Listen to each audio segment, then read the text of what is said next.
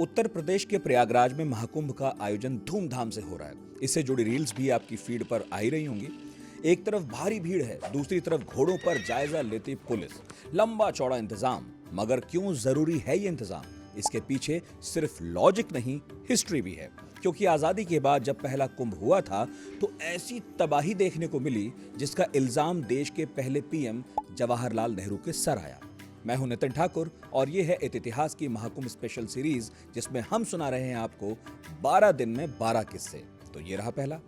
आजाद भारत का पहला कुंभ 1954 में इलाहाबाद यानी प्रयागराज में लगा। 3 फरवरी को मौनी अमावस्या थी।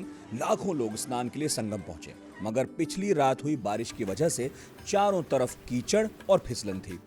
सुबह करीब 8-9 बजे का वक्त रहा होगा। मेले में खबर फैली कि प्रधानमंत्री जवाहरलाल नेहरू आ रहे हैं। लोग अपने प्रधानमंत्री को देखना चाहते थे और इस ख्वाहिश से एक गुबार उठा। गुबार लोगों का। भीड़ बढ़ी तो नागा साधु जरा असहज हुए।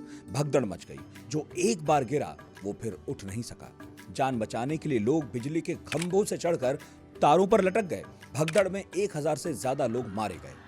यूपी सरकार ने पहले तो कहा कि कोई हादसा ही नहीं हुआ, लेकिन एक फोटोग्राफर ने चुपके से तस्वीर खींच ली थी, जो अगले दिन अखबार में शाया हो गई। राजनीतिक हंगामा खड़ा हो गया। बात पहुंची संसद। 15 फरवरी 1954, उस दिन राज्यसभा में चर्चा का एक ही विषय था, कुंभ मेला त्रासदी। प्रधानमंत्री नेहरू को इस घटना पर जवाब देना पड़ा। वो बोले, जहां तक मेरा सवाल है, मैं मौजूद था उस स्थान पर नहीं जहां त्रासदी हुई थी, लेकिन उससे बहुत दूर भी नहीं।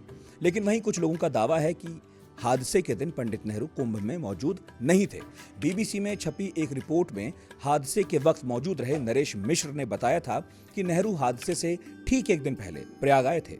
उन्होंने संगम क्षेत्र में तैयारियों का जायजा भी लिया था, मगर फिर दिल्ली लौट गए।